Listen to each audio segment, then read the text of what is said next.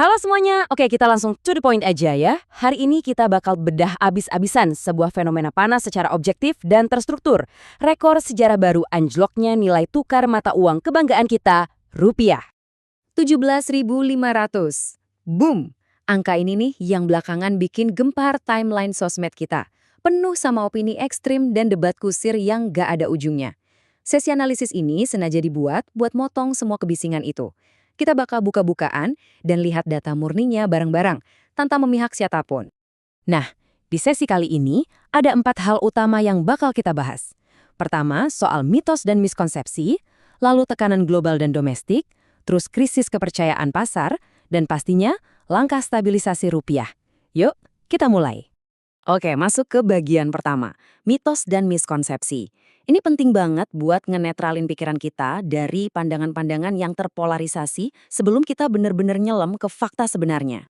Pasti sering dengar kan narasi kayak gini? Santai aja, rupiah melemah tuh malah menguntungkan eksportir kita. Well, faktanya nggak seindah itu, teman-teman. Coba lihat datanya, pertumbuhan ekspor kita tuh nyumbangnya cuma 0,9% aja ke PDB. Sementara impor kita meroket sampai di atas 7%. Jadi, keuntungan yang dirasakan eksportir ini benar-benar nggak ada apa-apanya dibandingin beban raksasa yang menimpa keseluruhan ekonomi kita. Terus ada lagi mitos yang teriak, wah, ini kondisinya lebih parah dari krisis 98. Tunggu dulu. Yang bikin tahun 98 itu sangat brutal adalah kecepatannya. Waktu itu, ada loncatan instan 600%. Dari 2.400 langsung ke 15.000 rupiah per dolar. Kepanikan mendadak itulah yang bikin pasar hancur. Kalau sekarang, angkanya emang tinggi iya, tapi pelemahannya terjadi secara bertahap. Dan satu poin krusial yang harus kita ingat, kita nggak bisa cuma nunjuk satu kambing hitam. Sering ada anggapan kalau ini tuh murni salahnya Bank Indonesia. Padahal nilai tukar itu ibarat puzzle besar. Dia sangat dipengaruhi sama kebijakan fiskal pemerintah, seberapa banyak pengeluaran negara, dan pastinya kepercayaan pasar. Jadi salahkan satu pihak aja itu jelas keliru. Mitos udah kita beresin ya. Sekarang kita masuk ke bagian kedua, tekanan global dan domestik. Kita bakal bongkar, apa sih sebenarnya mesin penggerak di balik angka 17.500 ini? Lapis pertama, kita lihat tekanan eksternalnya. Asal tahu aja, bukan cuma rupiah yang lagi ngap-ngapan, tapi banyak mata uang dunia juga. Kenapa? Karena dolar AS itu lagi super kuat. Suku bunga Amerika Serikat juga masih tinggi banget.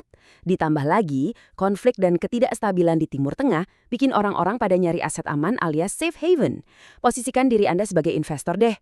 Ngapain ambil risiko di negara berkembang yang fluktuatif? Kalau nyimpen dolar AS aja udah ngasih cuan tinggi dan aman, nggak heran modal pada kabur dari negara-negara berkembang. Nah, masalahnya makin pelik pas kita bedah lapisan domestik pakai grafik ini. Di kuartal pertama tahun ini, ekspor kita cuma ngesot naik 0,34%, sedangkan impor meledak sampai 10,05%. Ini benar-benar masalah arus kas atau cash flow yang akut. Kita tuh butuh sangat amat banyak dolar buat bayar barang impor yang numpuk itu. Coba sekarang kita intip dompet negara alias APBN kita. Sebenarnya ada kabar baik nih, pendapatan negara kita di kuartal pertama kemarin naik cukup solid, sekitar 10,5%, jadi 574,9 triliun rupiah. Angka yang fantastis kan? Tapi tunggu dulu. Uang yang masuk ternyata nggak sebanding sama uang yang keluar.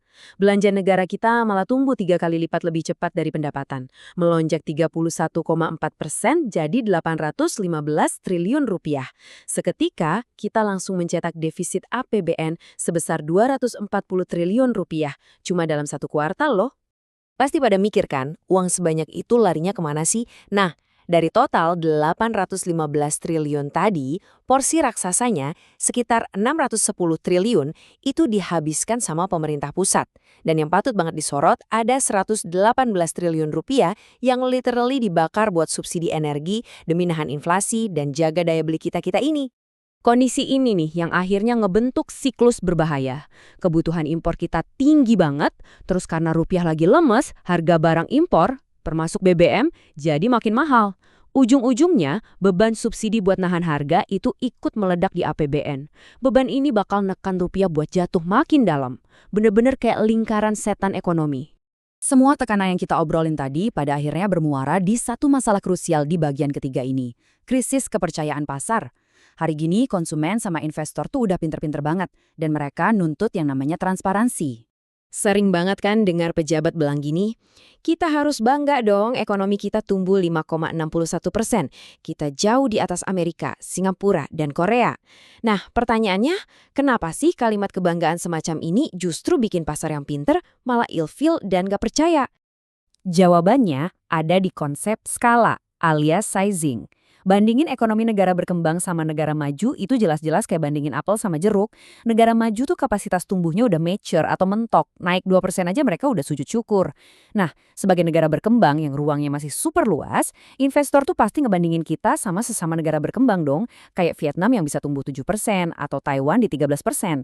Glorifikasi yang salah sasaran kayak gini nih yang justru ngebunuh kredibilitas kita di mata investor.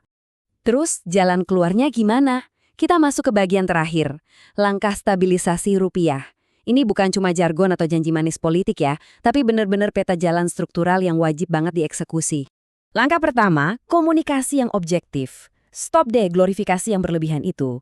Sampaikan aja datanya apa adanya, jujur dan realistis. Pasar tuh jauh lebih menghargai kebenaran kok, dan integritas data inilah yang pelan-pelan bakal narik lagi kepercayaan para investor. Langkah kedua, kita butuh disiplin fiskal yang serius. Masih ingat pengeluaran raksasa 610 triliun dari pemerintah pusat tadi? Nah, pengeluaran yang nggak efektif di situ harus berani dievaluasi dan dipangkas tanpa ragu.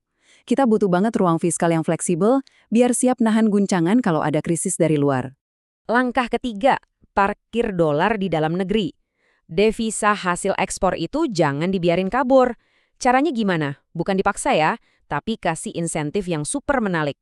Kalau pengusaha ngelihat ada untungnya memarkir dolar mereka di Indonesia, otomatis mereka bakal dengan sukarela nyimpen uangnya di sini. Ini senjata yang lumayan ampuh buat nahan laju jatuhnya rupiah. Dan langkah keempat, sinergi absolut. Bank Indonesia, OJK, dan Kementerian Keuangan itu harus benar-benar seirama. Nggak boleh ada yang jalan sendiri-sendiri, apalagi kebijakannya tumpang tindih soal suku bunga atau aturan subsidi. Kalau aturan antar institusinya aja tabrakan, ya wajar kalau dolar makin kenceng kaburnya ke luar negeri. Buat merangkum semuanya, pilar stabilisasi kita tuh ada 4. Komunikasi yang jujur tanpa glorifikasi, disiplin ketat soal pengeluaran APBN, kasih insentif biar dolar betah, dan pastinya sinergi total antar lembaga negara. Membangun kembali nilai tukar kita itu bukan pekerjaan semalam, butuh waktu. Jadi, mari kita renungkan satu pertanyaan ini bareng-bareng. Mampukah institusi-institusi kita membuang ego sektoral dan bersinergi tepat waktu demi menegakkan disiplin fiskal dan nyelamatin fondasi ekonomi kita? Coba dipikir-pikir lagi. Teruslah kritis dan perhatikan datanya ya. Makasih banyak udah ngikutin sesi Beradata kita kali ini, dan sampai jumpa.